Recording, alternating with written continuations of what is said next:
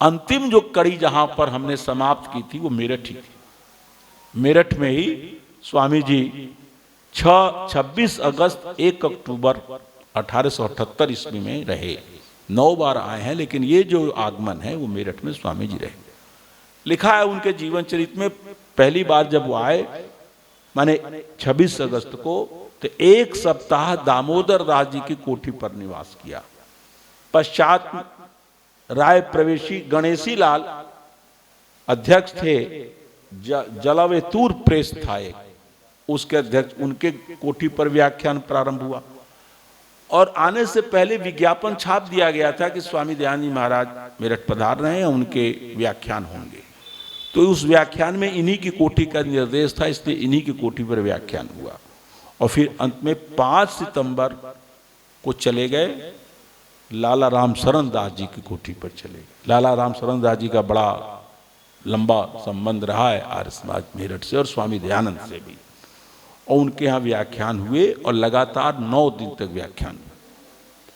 व्याख्यानों के विषय क्या थे इसकी चर्चा हम करेंगे, लेकिन स्वामी जी के आने से ये होता था, जहां कहीं भी किसी भी नगर में स्वामी दयानंद जी महाराज पहुंच जाते थे तो जैसे समुद्र में अक्षोभ्य लहरें उठने लगती हैं, ऐसे शहर में लहरें होने लगती, चंचल। तमाम लोग, क्या हिंदू, क्या मुसलमान, क्या ईसाई, सब उत्तेजित हो जाते थे, उद्वेलित हो जाते थे। तो स्वामी जी के व्याख्यानों से उसी समय की एक संस्था है, वहां लिखा हुआ अभी भी मिलता है, मैं सेठी जी के साथ गया था, श्री राजेश सेठी जी के साथ। उसका नाम है एक संस्था की जो स्वामी दयानंद के काल में ही स्थापित हुई, और उसका नाम है सनातन धर्म रक्षणी सभा। उन लोगों ने स्वामी जी को कई प्रश्न लिख करके भेजे, और पहले तो उन्होंने ये प्रयास किया, स्वामी जी से कहा कि इन विषयों पर आप अपना मंतव्य स्पष्ट करें कि देवता शब्द के मुख्य रूप से 3 अर्थ हैं। एक अर्थ तो परमेश्वर है, दूसरा अर्थ विद्वान है, और तीसरा अर्थ मंत्र है। बहुत गंभीर बात है। देवता शब्द वेद में, वैदिक वाङ्मय में परमात्मा के अर्थ में भी आता है, विद्वान के अर्थ में भी आता है, और मंत्र के में भी आता है। और मंत्र माने वेद के मंत्र, और मंत्र नहीं, गृह सूत्रों में भी मंत्र हैं जो ऋषियों ने बनाए। यद्यपि ऋषियों के बनाए हुए को मंत्र नहीं, श्लोक ज्यादा है। जैसे वाल्मीकि जी ने वाल्मीकि रामायण बनाया तो उसमें श्लोक है, व्यास जी ने महाभारत की रचना की तो महाभारत में श्लोक है। लेकिन यज्ञ याग से संबंधित जो सूत्र हैं, 100 सूत्र या गृह सूत्र, तो उसमें ऋषियों के बनाए हुए को मंत्र भी कहा जाता है औपचारिक रूप से। जैसे अयंत इदम आत्मा जात वेदस्तेने ध्यस्व जो मंत्र है, ये वेद का मंत्र नहीं है, आस्वलायन गृह सूत्र का मंत्र है। यज्ञो पवित्र जिन मंत्रों से हम लेते हैं, यज्ञो पवित्रम परमम पवित्रम, ये वेद का मंत्र नहीं है, ये ऋषियों के बनाए मंत्र है। तो वेद मंत्रों से और अन्य भी अर्थ का प्रकाश होता है। जैसे आप पढ़ते हैं ना, सूर्य देवता है, चंद्रमा देवता है, जड़ देवता है, चेतन देवता, तो ये सारे विस्तार जो देवताओं का होता है उसका आधार मंत्र है। इसलिए देवता शब्द के मुख्य 3 अर्थ हैं, परमेश्वर भी हैं, विद्वान भी हैं, और मंत्र भी है। विद्वांसो ही देवा। आपको जानकारी बता दूं कि जब स्वामी दर्शनानंद जी महाराज वहां काशी में थे तो प्रारंभ से उनकी बड़ी तीक्ष्ण बुद्धि थी। तो पौराणिक पंडितों से इसी विषय पर शास्त्रार्थ हुआ कि पौराणिक पंडितों ने कहा कि स्वामी दयानंद ने विद्वानों को देवता कहा है। हमारे वैदिक साहित्य से देवता का अर्थ विद्वान नहीं होता, विद्वान तो लौकिक हैं, देवता तो ऊपर रहते हैं स्वर्ग में। तो स्वामी दर्शनानंद जी महाराज, जिनका उस समय नाम कृपाराम शर्मा था, उन्होंने कहा इसका उत्तर मैं आपको कल दूंगा। ऐसी उधेड़ बुन में थे कि एक स्वामी मनुष्यानंद करके पौराणिक सन्यासी थे, लेकिन वो कुछ निष्पक्ष टाइप के थे, माने उनको उतना पौराणिकता से आग्रह नहीं था। उनके पास पंडित कृपाराम शर्मा अर्थात स्वामी दर्शनानंद पहुंचे तो उन्होंने पूरा कई प्रमाण लिखा दिया कि लीजिए इसी स्थल पर देवता का अर्थ विद्वान होता है। शतपथ ब्राह्मण में तो है ही, बड़ा प्रसिद्ध है, विद्वांसो ही देवा, विद्वान देवता।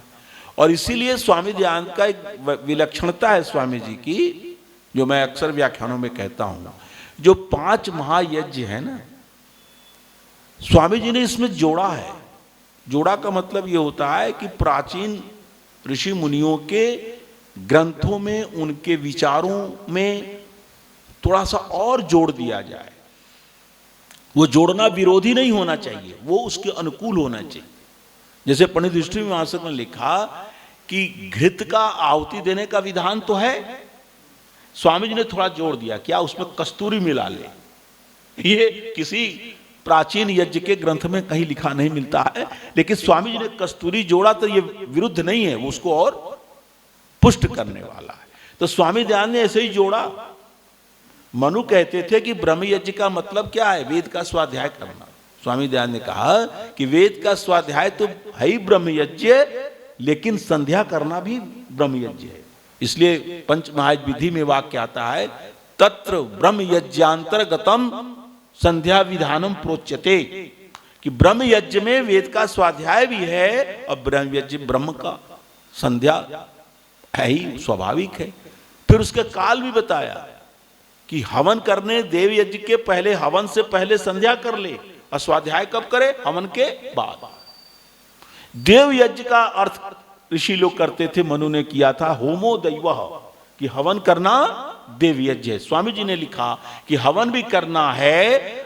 जिन विद्वानों के संग में बैठकर के हम शास्त्र का उपदेश सुनते हैं, जिनसे हम पढ़ते हैं, विद्वानों का काम है पढ़ाना और सुनाना। विद्वानों का क्या काम है भाई, पढ़ाना और सुनाना। स्वामी जी ने आ जाएगा प्रवचन में, आगे कभी आएगा। एक बार स्वामी जी बहुत लंबी लंबी सांसें ले रहे थे, तो भक्त ने पूछा, स्वामी जी कोई कष्ट है क्या? तो स्वामी जी ने कहा हाँ कष्ट है। क्या कष्ट? कष्ट यह है कि ब्राह्मण अपने धर्म से च्युत हो गया है। स्वामी जी स्वयं ब्राह्मण च्युत हो गया है, इसको धर्म प्रचार की कोई चिंता नहीं। कैसे देश का उद्धार हो? धर्म प्रचार के कौन कहे, धर्म के नाम पर अधर्म बकवास चीज का प्रचार करता है। तो स्वामी जी इस बात से बड़े चिंतित रहते थे। उन्होंने लिखा, वैदिक ग्रंथों के प्रामाण्य से उन विद्वानों का सम्मान करना, ये देव यज्ञ है। देव यज्ञ के 2 भाग हैं, जैसे ब्रह्म यज्ञ के 2 भाग हैं, एक भाग संध्या है, दूसरा भाग स्वाध्याय है। ऐसे देव यज्ञ के 2 भाग हैं, एक भाग हवन है, दूसरा भाग विद्वानों का सम्मान है। विद्वानों का सम्मान होना चाहिए। तो ये बात स्वामी जी ने इस मंत्र में कही। और फिर स्वामी जी ने जो व्याख्यान दिए 9 दिनों तक लाला राम सरन दास जी के कोठी में, उसमें 3 मंत्रों की विशेष व्याख्या की। एक मंत्र तो वही जो हम जानते हैं, न तस्य प्रतिमा अस्ति यस्य नाम महद यश, कि जिस महान यश वाले परमपिता परमात्मा की हम महिमा गाते हैं, उस परमपिता परमात्मा की कोई प्रतिमा नहीं हो सकती, उसकी कोई प्रतिमूर्ति नहीं हो सकती। प्रतिमान का अर्थ एक और भी है कि उस नाप तौल की भी चीज नहीं है। परमात्मा परिमाण में आने वाली चीज नहीं है। कुछ लोग कहते हैं कि यहाँ प्रतिमा का अर्थ मूर्ति नहीं, प्रतिमा का अर्थ नाप तौल, बटखरा है। तरह बटखरा भी हो, नाप तौल हो, तो परमात्मा भी ये भौतिक पदार्थों के समान नाप तौल की वस्तु नहीं है। ये भी अर्थ करो तो मूर्ति पूजा का विरोध हो जाता है। दूसरा, स्वामी जी ने मंत्र का जो व्याख्यान दिया, हिरण्यगर्भ समवर्तताग्रे भूतस्य जातः पतिरेक आसीत सदाधार पृथ्वीम द्यामुतेमाम कस्मै देवाय हविषा विदेम। इस मंत्र की हम व्याख्या संस्कार विधि में पढ़ते हैं, लेकिन विस्तृत रूप से स्वामी जी ने एक दिन इस मंत्र पर व्याख्यान दिया। हिरण्यगर्भ समवर्तताग्रे, अग्रे संपूर्ण सृष्टि के बनने के पहले से भी वो विराजमान था। भूतस्य जातः पति एक आसीत, वो संसार के सभी पदार्थों का एक ही मात्र पति है। और एकेश्वरवाद की पुष्टि में कि वेद एक ईश्वर का प्रतिपादन करता है, वेद बहुदेवतावाद का प्रतिपादन नहीं करता, इसकी पुष्टि में स्वामी दयानंद ने इस मंत्र को उद्धृत किया है। ऋग्वेदादि भाष्य भूमिका में भी किया है और संस्कार विधि में किया ही है। इसका प्रभाव इस्लामी विद्वानों पर भी पड़ा। रामपुर एक जगह है, आप जानते हैं, वहाँ मकतब है, जो भी उनकी एक लाइब्रेरी है, उनका एक प्रकाशन है इस्लाम मतानुयायियों का। वहां से कुरान प्रकाशित हुआ है। और उस कुरान में अरबी में और उर्दू में और हिंदी में तीनों भाषाओं में है कुरान। उसकी भूमिका लिखी है मोहम्मद फारूक खान ने और उस अनुवाद का हिंदी अनुवाद भी किया है मोहम्मद फारूक खान। मुझे बड़ा अच्छा लगा जब मैं उनकी भूमिका को पढ़ रहा था तो उसमें उन्होंने लिखा है कि जो प्राचीनतम ग्रंथ जो ऋग्वेद है उस ऋग्वेद में भी बहुदेवतावाद नहीं एकेश्वरवाद के सिद्धांत पाए जाते हैं। इसकी पुष्टि के लिए उन्होंने 6-7 मंत्रों को कोट किया है। उसमें एक मंत्र ये भी है, हिरण्यगर्भ समवर्तताग्रे। ये स्वामी दयानंद का प्रभाव है। फिर किसी ने व्याख्यान के बाद प्रश्न किया स्वामी जी से कि स्वामी जी भाई जो आज भी कहे जाते हैं कि स्वामी जी प्रश्न मूर्ति का नहीं है, प्रश्न पत्थर की मूर्ति का नहीं है, लोहे की मूर्ति का नहीं है, सोने की मूर्ति का, चांदी की मूर्ति का नहीं है, प्रश्न भावना का है। लोग कहते भी हैं मानो तो देव नहीं तो पत्थर। तो स्वामी जी ने बड़ा अच्छा इसका उत्तर दिया कि क्या हम दुख के समय ये सोच लें कि सुख की भावना कर लें तो क्या सुख मिल जाएगा? किसी को पिन चुभाइए तो पिन चुभाते समय जो कष्ट होता है क्या फूल के स्पर्श के समान अनुभूति कर ले तो हो जाएगा? नहीं होगा। दुख में सुख की भावना, सुख में दुख की भावना जैसे नहीं होती, मीठे में कड़वेपन की भावना, कड़वेपन पदार्थ में मीठे की भावना नहीं होती, ऐसे ही जड़ पदार्थ में चेतन की भावना, जो वस्तु परमेश्वर नहीं है उसको परमेश्वर समझना और परमेश्वर को कुछ और समझ लेना, ये भावना का ये गलत अर्थ है। जो वस्तु जैसी हो उसको वैसा ही समझना, वैसा ही मानना, ये होता है भावना का ये तात्पर्य। ये उन्होंने स्वामी जी ने कहा। फिर स्वामी जी ने एक व्याख्यान परमात्मा की सर्वव्यापकता पर दिया और सर्वव्यापकता में उन्होंने कहा कि भाई जब तुम मानते हो कि परमात्मा सर्वव्यापक है तो मूर्ति पे मान करके ये बात तुम उठाते हो, तो परमात्मा तो चंदन में भी है, पुष्प में भी है। जो चंदन लगाते हो, पुष्प चढ़ाते हो, तो वहां भी व्यापक मान लो। फिर अपने तुम्हारे अंदर भी परमात्मा व्यापक है, तुम मान लो। तो ये क्या करते हो? व्यापक सर्व जगह जब ब्रह्म है तो किसको किस पर चढ़ाना? नारायण प्रसाद बेताब ने लिखा था ना, तुम ही हो व्यापक भी फूलों में। तुम सब जगह व्यापक हो तो किसको किस पर चढ़ाना होता है। फिर स्वामी जी ने एक बात और कही, लोग तर्क देते हैं, सबसे ज्यादा तर्क, कुतर्क कहिए, तर्क नहीं कुतर्क, मूर्ति पूजा के पक्ष में दिए जाते हैं। तो स्वामी जी ने कहा, जो कुछ लोग कहते हैं कि भाई ठीक है, मैंने मान लिया कि मूर्ति पूजा परमात्मा को पाने का साधन नहीं है, लेकिन अज्ञानियों के लिए है। जो अज्ञानी है, मूर्ख है, अनपढ़ है, गंवार है, उनको करने दो, उनके लिए तो है।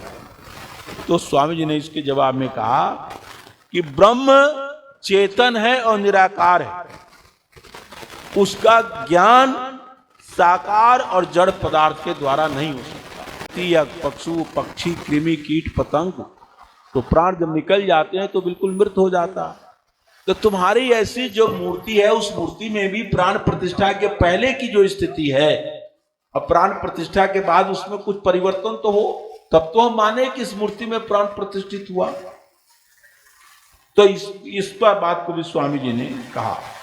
फिर किसी ने कहा कि अरे भाई जाने दीजिए, परंपरा तो है। अरे स्वामी जी कोई चीज छोड़ते नहीं है, परंपरा से चली आ रही है। तो स्वामी जी ने कहा परंपरा का मूल भी तो होना चाहिए। सबका मूल वेद है, अवेद आदि सत्य शास्त्रों में कहीं विधान नहीं है। तो ये जो परंपरा चली है, मध्य में चली है, प्राचीन काल से नहीं है, और इस परंपरा का कोई वैज्ञानिक या कोई शास्त्रीय आधार नहीं। इस प्रकार फिर स्वामी जी ने एक व्याख्यान इस पर भी दिया। देखिए, स्वामी दयानंद के जीवन चरित्र की कथा सुनने या पढ़ने से एक नई बात का हमें पता लगा। अभी पिछले दिनों मैं मिला था, संभवतः ये घटना है, ये उदयपुर में स्वामी प्रणवानंद जी महाराज मिले थे। तो उनसे मैंने प्रश्न किया कि स्वामी जी आप सन्यासी हैं, कुछ कुछ थोड़ी सी बात बताइए आप अपने सन्यास से संबंधित, क्योंकि मैं इतिहास का भी व्यक्ति हूँ, थोड़ा बहुत पूछता रहता हूँ।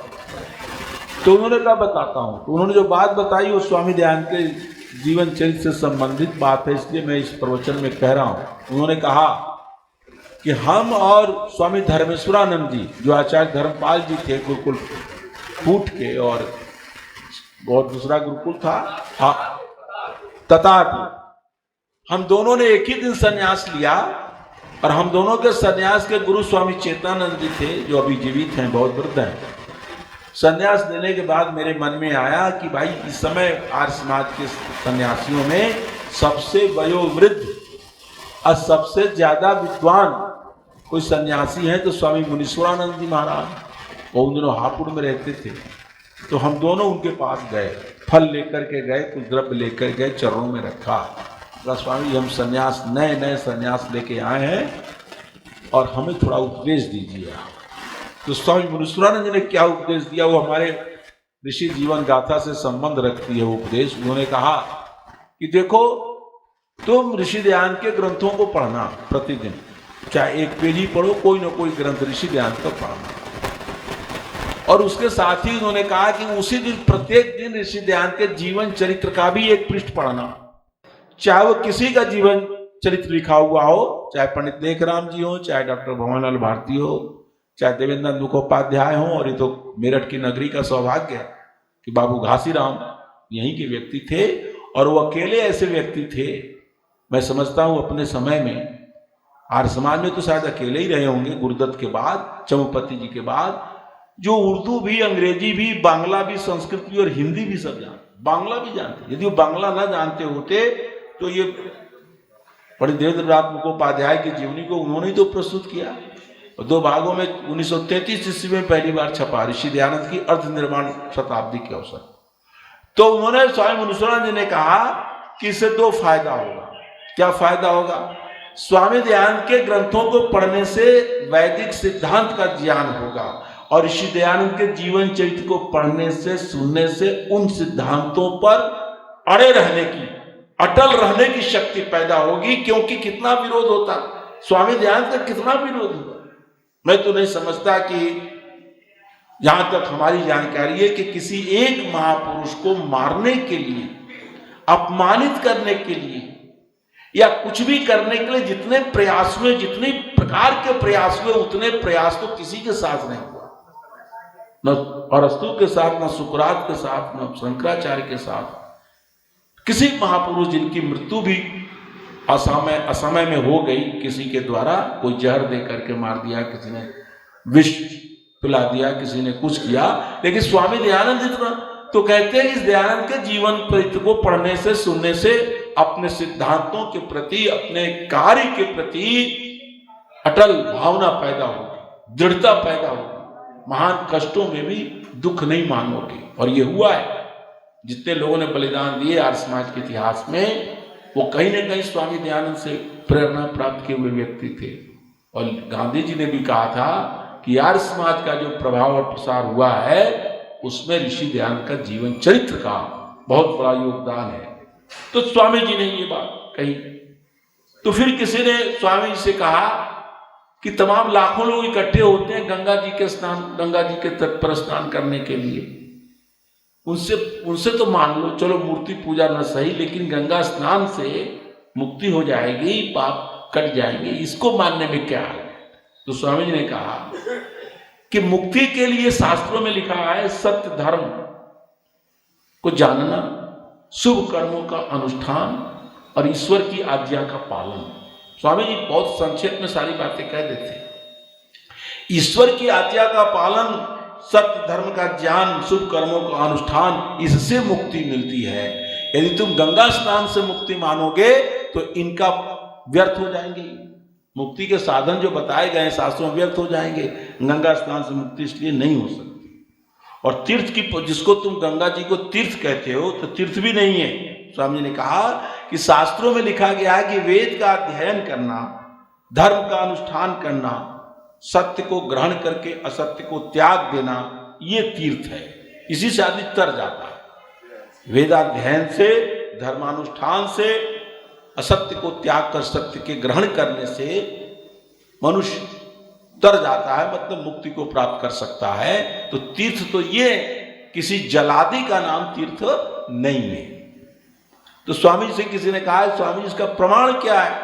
तो स्वामी जी को तो याद बहुत है, स्मरण शक्ति भी विलक्षण थी। उन्होंने तुरंत छांदोग्य उपनिषद का एक प्रमाण उद्धृत किया, जिसमें कहा अहिंसन सर्वभूतान्यत्र तीर्थेभ्य, कि मन से भी किसी के प्रति वैर भाव को छोड़ करके किसी भी प्राणी को दुख न देने का भाव, प्राणी मात्र के उपकार, प्राणी मात्र को सुख प्रदान करने की इच्छा करना, ये तीर्थ है। ये छांदोग्य उपनिषद में लिखा हुआ है। तो स्वामी जी के इस प्रमाण से वो लोग जो है चुप हो गए। फिर बाद में आता है प्रश्न कि किसी ने कहा स्वामी जी चलिए मूर्ति पूजा भी छोड़ते हैं, तीर्थ वाला भी गंगा स्नान से नहीं मानते हैं, लेकिन भगवान रामचंद्र जी हैं, कृष्णचंद्र जी महाराज हैं, उनको अवतार मान लेते हैं, उनकी पूजा करने उससे तो कुछ हो जाएगा। तो स्वामी जी ने कहा कि तुम लोगों ने इन महापुरुषों को क्या बना रखा है? ये महापुरुषों के जहां मंदिर हैं, आप चले जाइए, मथुरा में चले जाइए, और वहां भी चले जाइए, अयोध्या में, और वहां भी चले जाइए, बहुत जगह है, पुरी में चले जाइए। आश्चर्य होता है कि जब इस समय जब शीतकाल आता है, शीत, भयंकर शीत, तो सरकार की ओर से या जो भी ट्रस्ट होता है उसकी ओर से भगवान को बहुत गर्म कपड़े पहनाए जाते, अब उसमें हीटर उटर भी लगाए जाते, और जाड़े में एसी भी लगाए जाते हैं। हाँ, तो हमने कहा इससे अच्छा तो बाबा आदित्यनाथ योगी हैं। मैंने अखबार में पढ़ा था कि वो जब मुख्यमंत्री बने तो मुख्यमंत्री आवास में 36 एसी लगे हुए थे, 36 या 38, सबको हटाए। तो बहुत साधु सन्यासी हैं, उनको एसी जरूरत नहीं, भाई भगवान को तुम एसी लगा रहे। तो ये कैसे राम और कृष्ण का तुमने अपमान कर रखा है? कहीं कहीं तो कहते हैं मूर्ति हाथ में लिए रहते हैं, भीख मांगते हैं, कहते हैं भूखे हैं भगवान। मैंने बड़ा आश्चर्य होता है, मूर्ति को हाथ में लेकर के कहते भगवान भूखे, भाई भोग लगाने के दे दो, और जो पैसा देगा वो भगवान भोग लगाएंगे। क्या मतलब, एक हास्य का पात्र बना रखा है भगवान। फिर कहते हैं गोपियों के साथ रासलीला की, दूध दही माखन चुराया। ये सारी चीजें तुम इस बतलाती है कि तुम मर्यादा पुरुषोत्तम भगवान श्री राम को और श्री कृष्ण जी की भी तुम पूजा नहीं करते, ये स्वामी जी ने कहा। और इस प्रसंग में स्वामी ने व्याख्यान दिया, 2 मंत्रों की विशेष व्याख्या की। एक सब प्रयगा शुक्रम कायम अव्रणम स्नाविरम शुद्धम अपाप विद्धम कबीर मनीषी परिभू स्वयंभूर याथा तथ्यथो अर्थान वेदात शाश्वतीभ्य समान। और एक मंत्र और है, सहस्त्र शीर्षा पुरुष सहस्राक्ष सहस्रपात सभूमि सर्वतोस्पृत्वा प्रतिष्ठत दशांगुणम। स्वामी जी ने इन 2 मंत्रों की बड़ी व्याख्या विस्तार से की और बताया कि वो परमात्मा कैसा है। मैं इस पर शायद बोल चुका हूं, फिर भी एक बात बता दूं, मजे की बात, कि सब प्रयगा शुक्रम कायम जो मंत्र है यजुर्वेद के 40वें अध्याय का मंत्र है। और आप सभी जानते हैं कि यजुर्वेद का 40वां अध्याय ईशोपनिषद है, उसमें 2-3 मंत्र और आगे जोड़ दिए गए हैं। सत्य धर्माय दृष्टय अपावृणु आता है ना, कुछ मंत्र है नीचे के, लेकिन बाकी सब मंत्र यही है। तो शंकराचार्य जी महाराज, आदि शंकराचार्य जी ने वेदों पर भाष्य नहीं किया, लेकिन ईशोपनिषद पर भाष्य किया। और ईशोपनिषद पर भाष्य करते समय जब इस मंत्र की व्याख्या करते हैं तो क्या लिखते हैं, बड़ी मजेदार की बात लिखते हैं। स्वामी दयानंद की बात छोड़िए, शंकराचार्य की बात सुनिए। कहते हैं कि इस मंत्र में एक तरफ अकायम है ना, अकायम है, फिर अस्नाविरम अव्रणम है, और फिर है शुद्धम अपाप विद्धम। ये 3 विशेषण तो कई हैं परमात्मा के, लेकिन उन्होंने सभी विशेषणों को 3 भाग में बांट दिया है शंकराचार्य जी ने। एक कहा अकायम, अकायम का मतलब शरीर रहित है, काया रहित है। फिर दूसरी तरफ कहा अव्रणम अस्नाविरम, तो स्वामी जी शंकराचार्य जी कहते हैं, और फिर कहा शुद्धम, शुद्ध है, अपाप विद्धम शुक्रम। तो स्वामी जी कहते हैं शंकराचार्य जी महाराज कि इतने ज्यादा विशेषणों को देने से यह सिद्ध होता है कि परमात्मा का स्थूल शरीर भी नहीं, अव्रणम है, व्रण नहीं है, नसनानी नहीं है, स्थूल शरीर जैसे हमारा अन्नमय कोश, आप जानते हैं प्रत्येक व्यक्ति में 5 कोश है, अन्नमय कोश, प्राणमय कोश, मनोमय कोश, विज्ञानमय कोश और आनंदमय कोश। तो ये स्थूल शरीर से रहित है, सूक्ष्म शरीर से भी रहित है, जिसको लिंग शरीर का कहा जाता है दर्शन की भाषा में। तो सूक्ष्म शरीर में क्या आता है? पंच ज्ञानेन्द्रियां, पंच कर्मेंद्रियां, पंच प्राण और मन बुद्धि चित्त अहंकार, ये 19 तत्व मिलकर के सूक्ष्म शरीर बनता है। तो कह रहे हैं शंकराचार्य जी महाराज कि परमात्मा में सूक्ष्म शरीर भी नहीं। तीसरी बात कहते हैं जो मंत्र में कहा शुद्धम अपाप विद्धम, इससे सिद्ध होता है कि परमात्मा का कारण शरीर भी नहीं। माने ये बात उन्होंने स्वामी दयानंद ने विस्तार से कही। उसमें घटना और आती है मेरठ में, समाप्त हो रहा है, अच्छा, कि एक मौलवी साहब थे, अब्दुल्ला जी नाम था, वो आए स्वामी जी के पास 7 सितंबर को और कहा स्वामी जी हम आपसे शास्त्रार्थ करना चाहते हैं। बातचीत करते रहे, बातचीत करते करते उनको समझ में आ गया कि हम गलत जगह आ गए हैं, शास्त्रार्थ हम क्या करेंगे। और उनसे इतने संतुष्ट हो गए कि फिर शास्त्रार्थ की बात ही आगे नहीं बढ़ाई और शास्त्रार्थ होने का कोई सवाल ही नहीं हुआ।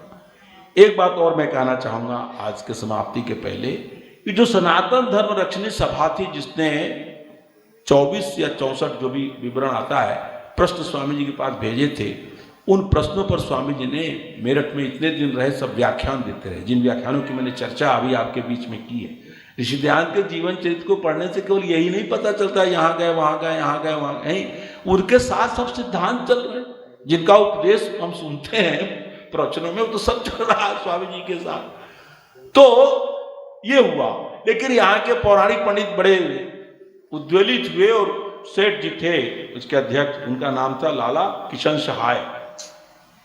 उनसे कहा कि हम पंडित दो मिलकर स्वामी जी से शास्त्रार्थ करेंगे। तो स्वामी दयानंद के पास एक चिट्ठी भेजी जाए। लाला किशन सहाय भीरू आदमी थे, डरपोक, वो जानते थे कि शास्त्रार्थ ये क्या पंडित करेंगे, लेकिन पंडितों को नाराज भी नहीं करना चाहते थे। तो उन्होंने चिट्ठी लिखी स्वामी दयानंद के पास, लेकिन उसमें हस्ताक्षर नहीं किया कि ये पंडित हमारे शास्त्रार्थ करने चाहते हैं, और ये सब लिख के लंबा चौड़ा भेजा। तो स्वामी दयानंद ने उस पत्र को पढ़ के कहा कि जिसने भेजा उसका हस्ताक्षर ही नहीं, इसकी प्रामाणिकता क्या होगी, है ना। आप सत्कार जी जानते हैं कैसे आदमी, चाहे जो भी पढ़े लिखे लोग, कि भाई हस्ताक्षर तो करो। दूसरी बार स्वामी जी ने कहा कि आप दूसरी चिट्ठी भेजिए और उसमें हस्ताक्षर कीजिए। दूसरी चिट्ठी भी आई, उसमें भी हस्ताक्षर नहीं। तीसरी चिट्ठी आई, उसमें भी हस्ताक्षर नहीं था, लेकिन उनका पुत्र आया, उसका नाम था लाला मुन्ना लाल। उसने कहा महाराज वो हमारे पिताजी वो धर्मभीरू आदमी है, पंडितों कहने पर चिट्ठी भेज रहे हैं, लेकिन उनकी आत्मा तैयार नहीं हो रही है, इसलिए हस्ताक्षर नहीं कर रहे हैं। और मैं ये सब लीला देख करके मैं तो छोड़ दिया सनातन धर्म, और वो आर्य समाज के सदस्य बन गए। बहुत दिनों तक आर्य समाज मेरठ के अधिकारी रहे, उनके पुत्र थे जिनका नाम था लाला मुन्ना लाल। तो ये चीजें जो हैं महत्वपूर्ण बातें हैं जो मैंने आपके बीच में रखी हैं। एक बात मैं और आपको कहना चाहूंगा कि स्वामी जी 13 सितंबर को उन्होंने वहां व्याख्यान देना बंद कर दिया। क्योंकि मैं मेरठ में बोल रहा हूं तो मेरठ के बारे में अधिकतम बात कहना चाहूंगा, क्योंकि जो जहां से संबंध जुड़ा होता है वो बात। फिर लिखा है कि स्वामी जी ने 14 सितंबर के बाद बाबू छेदीलाल गुमास्ता, ये इनके कोठी पर व्याख्यान फिर उनका शुरू हुआ, और वो 22 सितंबर तक उनका व्याख्यान वो चलता रहा। ये उनके जीवन में ये बातें आती। शास्त्रार्थ में बहुत सारी शर्तें पर बात होती रह गई, चिट्ठियां आती रही जाती रही, लेकिन कोई परिणाम नहीं निकला। और अंत में सनातन धर्म रक्षणी सभा के नेतृत्व में किसी ने भी वहां शास्त्रार्थ करने नहीं आया, और शास्त्रार्थ वो नहीं हुआ, ये इसमें लिखा है। और स्वामी जी के इस बार के आने से ये प्रभाव हुआ, जो लिखा है इतिहास में, कि आर्य समाज मेरठ में स्थापित हो गया। और किस दिन स्थापित हुआ? तो सेठी जी को तो पता ही है, आप लोगों को पता हो चाहे नहीं पता हो, जीवनी में लिखा है। मैंने सुबह पूछा था तो सेठी जी ने बता दिया आपको, तो सेठी जी पढ़ते रहते हैं। 19 सितंबर 1878 को पहली बार मेरठ में आर्य समाज स्थापित हुआ। और आप जानना चाहेंगे कितने लोग मेंबर बने? 81 लोग, 81 उसके लोग सदस्य बने। उसमें लिखा है कि राम शरण दास जैसे प्रतिष्ठित रईस थे, लाला राम शरण दास जैसे उच्च शिक्षा प्राप्त सज्जन थे, अनेक सेठ साहूकार थे, व्यापारी थे, राज कर्मचारी थे। और आगे जो लिखा है जिसको कह करके मैं व्याख्यान को आज समाप्त करूंगा कि स्वयं लाला किशन सहाय जी जो सनातन धर्म रक्षणी सभा की ओर से स्वामी जी के पास कई पत्र भिजवाए, जो पौराणिक धर्म के स्तंभ थे, पंडितों के पृष्ठपोषक थे, पंडितों को खूब दक्षिणा आदि दे करके उनको प्रसन्न किए रहते थे। लेकिन उनके पुत्र लाला मुन्ना लाल साहू आर्य समाज के सभासद बन गए और पीछे आकर के बहुत दिनों तक आर्य समाज के कोषाध्यक्ष रहे और आजन्म इसी पद पर सुशोभित होते रहे। ये बातें लिखी है। इस एक घटना का विवरण और जो देवेंद्र बाबू में तो नहीं मिलता, स्वामी सत्यानंद जी लिखी दयानंद प्रकाश में मिलता है कि कुछ लोगों को मन में आया कि स्वामी जी के पास चला जाए और स्वामी जी के बल की परीक्षा की जाए। तो बल की परीक्षा उदंडता के ढंग से नहीं, कुछ बहुत विनम्र, कुछ होते हैं ना, कुछ लोग विनम्रता में भी अपनी बात कह लेते हैं। तो लोग गए और वो बेनी प्रसाद जी गए और कुछ मित्र को लेकर गए, बड़े पहलवान टाइप के लोगों को, और कहा स्वामी जी हमारी बड़ी श्रद्धा है, आपका पैर दबाऊं। पैर दबाने की भावना से गए कि पैर दबाएंगे स्वामी जी का, भाई पैर दबाने के लिए। तो स्वामी जी पहचान गए, पारखी थे, कहा तुम लोग जिस निमित्त आए हो मैं पहचान गया हूं, पैर दबाना तो बाद में, मैं पैर फैला देता हूं, इसको उठा लो। तो स्वामी जी ने पैर फैला दिए और सारे नौजवान युवक थे 4-5 लोग मिलकर भी स्वामी जी को पैर को नहीं उठा। ये स्वामी और इस प्रकार स्वामी जी बल लोग होता ही है। एक घटना आती है वहां पर पंजाब में, आगे आएगा बताऊंगा मैं। उस समय स्वामी जी 53 साल के हो गए थे।